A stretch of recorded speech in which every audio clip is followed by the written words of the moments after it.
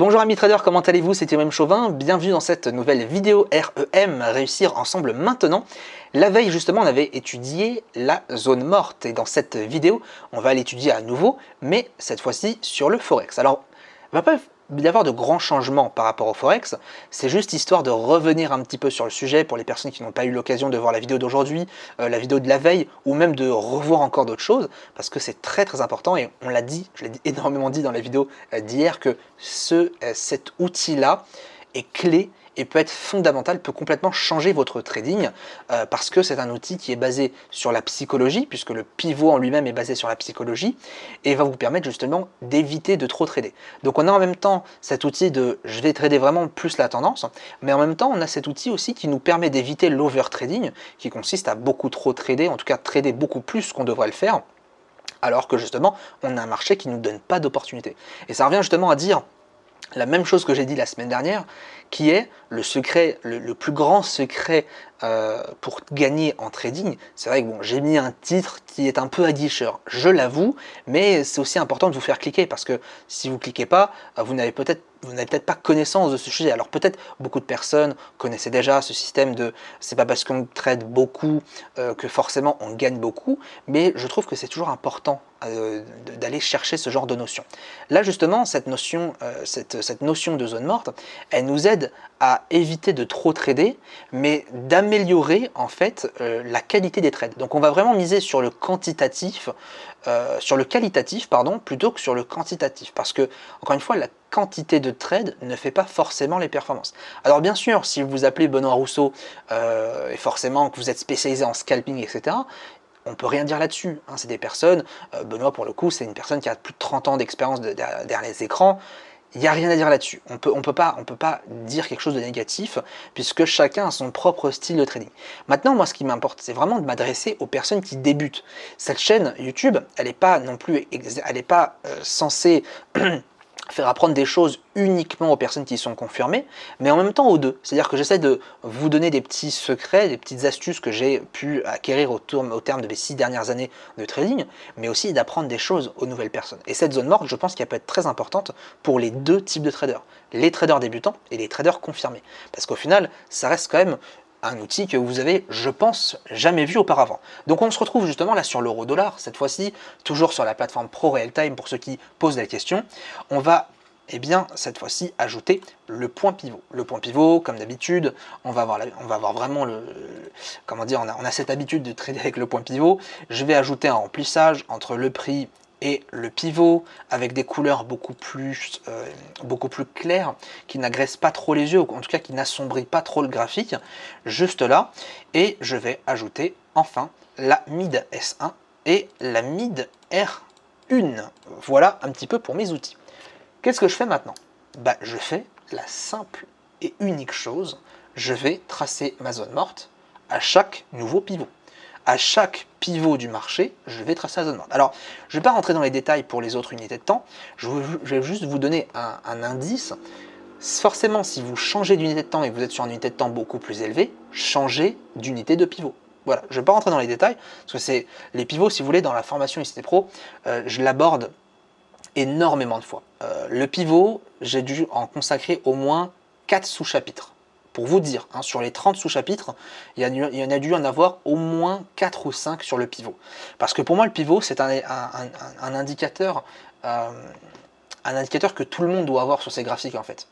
Tout le monde doit avoir ce pivot, mais malheureusement, personne ne s'en sert, on va dire, à sa bonne utilisation, à bon escient en fait. Le problème, c'est ça le problème.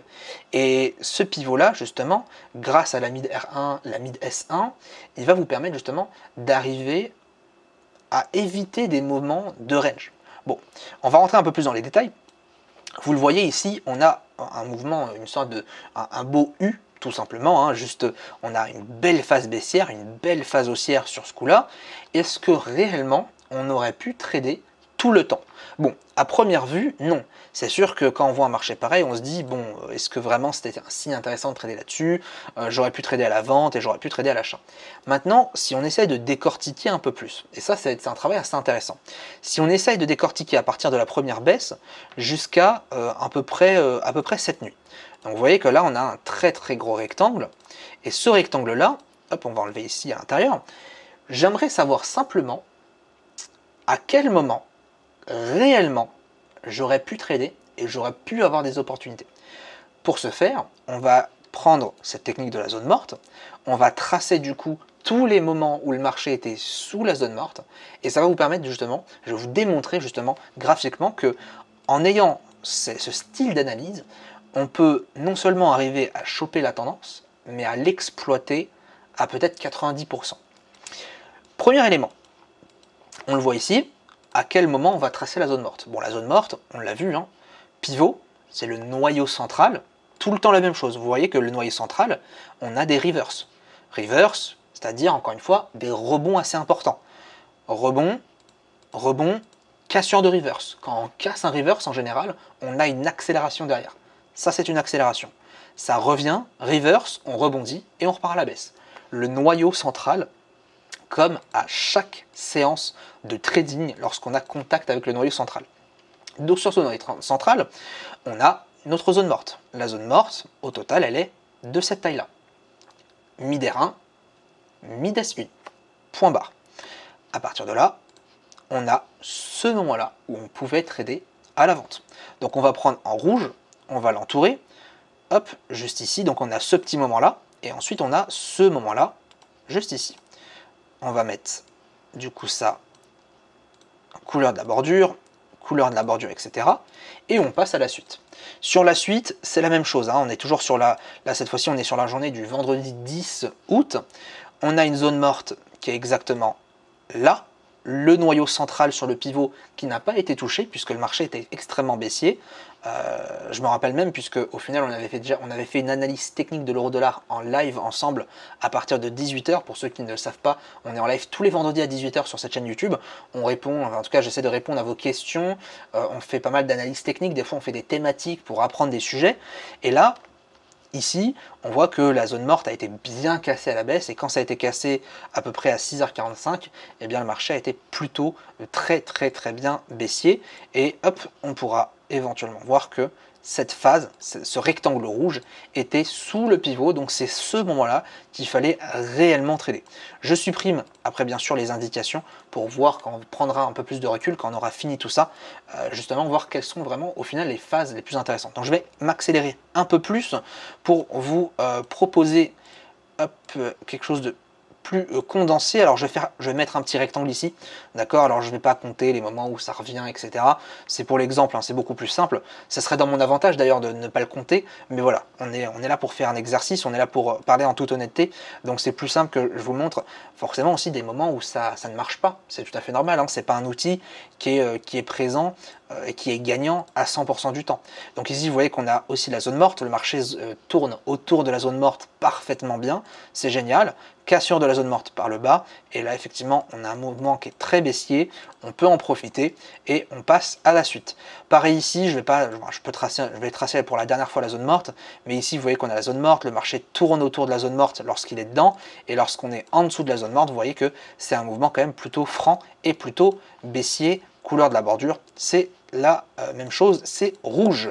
A l'inverse maintenant, lorsqu'on a changé de sens, ce qui est intéressant aussi encore une fois avec le pivot et cette zone morte, c'est qu'on a vraiment cette indication de changement de sens assez rapidement, mais même très rapidement. Pour le coup, ici, on a la zone morte, encore une fois, cassure de la zone morte, un mouvement très haussier pour tout le reste de la journée. Et moi, ce qui m'intéresse encore plus là-dedans, c'est qu'on a même un retour sur la mid R1 pour repartir à la hausse. Et ça, c'est intéressant aussi. Parce que ça veut bien dire que ces niveaux-là sont importants. Ça veut dire que ces outils-là ne sont pas dans le vide. Ils ont une importance capitale. Pareil, même chose du coup, on va pouvoir continuer. Il nous reste encore quelques marchés. En vert, vous le voyez, on a une petite hausse ici, pas très importante, puis ensuite on a une hausse plus importante ici. La zone morte à l'intérieur jusque là, donc on a eu quasiment la totalité de la journée en range, comme par hasard, merci la zone morte, ça a été détecté. Et en vert, on va pouvoir indiquer uniquement cette période de hausse, donc assez tard dans la nuit. On va voir effectivement cette session ici, donc toute la journée en fait a été en range, et ça c'est pas mal intéressant. Et enfin, cette petite partie de vert qui n'est pas extrêmement importante. On va modifier la couleur, vous allez voir, on va tout retirer par la suite et on va pouvoir constater de l'efficacité en fait de cette zone morte. Donc hop, ici, on va retirer le point pivot, on va dézoomer, on va enlever le cadre, et lorsqu'on zoome, vous le voyez donc à la baisse, tous les moments de baisse ont été détectés par la zone morte. À part bien sûr ce moment-là, 3/4 des mouvements baissiers ont été en fait anticipés par la zone morte et par le point pivot. Et c'est pour ça que je mets l'accent. J'ai vu des commentaires de personnes qui disaient oui, tu te répètes trop, etc. Et je comprends tout à fait que je me répète trop, mais étant donné qu'on a une communauté qui s'agrandit de jour en jour, de mois en mois, on est aujourd'hui plus de 13 500 abonnés sur cette chaîne, là pour le coup, c'est important de revenir sur des sujets aussi clés, parce que des outils comme celui-ci, comme le pivot, etc., ça se dit, ça se redit et ça se re-redit. Et c'est pour ça que je vous le dis en toute honnêteté et sans aucune méchanceté, si vous pensez que je me répète et ça ne vous plaît pas, désabonnez-vous à la chaîne, parce que vous allez en voir beaucoup des vidéos. Hier, je me suis dit, oui c'est vrai, ces gens-là, ils ont raison, et c'est ce que j'ai dit en commentaire, c'est vrai qu'ils ont raison, pour le coup, c'est vrai que je me répète énormément, mais au fond, qu'est-ce que je m'en fous? Je vais le dire encore et encore et encore, parce que c'est des outils qui doivent être répétés, c'est des outils qui sont tellement importants qu'on se doit de les dire à toutes les personnes qui rejoignent la chaîne et qui sont en quête justement d'apprentissage en autodidacte ou pas, mais c'est vraiment des choses à dire et même à partager. Si vous de votre côté vous avez des amis traders, des collègues traders, n'hésitez pas à leur partager la technique, parce que c'est pas une technique où je vais vous dire voilà, allez donnez-moi 500 €, je vous donne la technique. C'est pas une technique où je vous la donne et ça marche pas. C'est un outil qui fonctionne pour des personnes qui veulent trader la tendance. Donc au contraire, c'est des techniques qui se propagent, qui se partagent, et plus on propage justement ce genre de méthode, et peut-être, espérons-le un jour, avoir de moins en moins de perdants, pas de perdants qui deviennent rentables, mais des perdants qui comprennent pourquoi ils ont perdu et qui acceptent leur gec. Et ça, c'est important. Donc vous voyez que sur ce mouvement de baisse-là, on a quand même quasiment 80% de la tendance qui a été anticipée. Et c'est pas rien. Pour la hausse, est-ce que c'est pareil? C'est exactement pareil. Pour la hausse, c'est exactement pareil.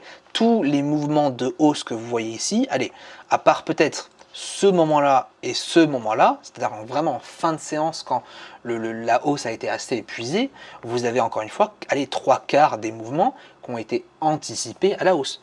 Pas parce que c'est de la magie, pas parce que j'ai analysé dans le passé, donc je sais ce qui s'est passé, etc. Parce qu'on a un outil qui est important, on a un outil qui est psychologique, qui est mesuré grâce au pivot, et c'est comme ça qu'on peut réussir. En tout cas, je pense que c'est comme ça qu'on peut arriver à espérer réussir dans ce domaine, en utilisant des outils, des indicateurs logiques, simples, mais surtout en étant, comment dire, en étant dans le sens de la tendance, en étant en accord avec sa propre méthode de trading. C'est aussi bête que ça. Donc voilà un petit peu pour cet outil-là. J'espère en tout cas qu'il vous aura aidé. On aura l'occasion d'en reparler dans d'autres vidéos. La semaine prochaine, je vais vous préparer des vidéos qui seront du coup pas derrière mon écran, mais plus derrière la caméra, comme on avait l'habitude de faire au début des REM. J'ai pas mal de sujets dont j'ai envie de vous parler. On se retrouve du coup dès ce soir à 18 h, donc vendredi à 18 h pour le live. N'hésitez pas à passer si ça vous intéresse. On est peut-être environ, on est environ 150 le vendredi soir, donc n'hésitez pas. Posez vos questions, notamment sur la zone morte, c'est toujours intéressant et ça peut faire profiter énormément de personnes. Peut-être que votre question aura plus d'impact que vous le pensez. J'espère en tout cas que cette vidéo vous aura aidé, vous aura plu. N'hésitez pas à vous abonner à la chaîne YouTube juste en bas en cliquant sur le bouton s'abonner en rouge. On se retrouve du coup pour une prochaine vidéo. À demain et bon trade.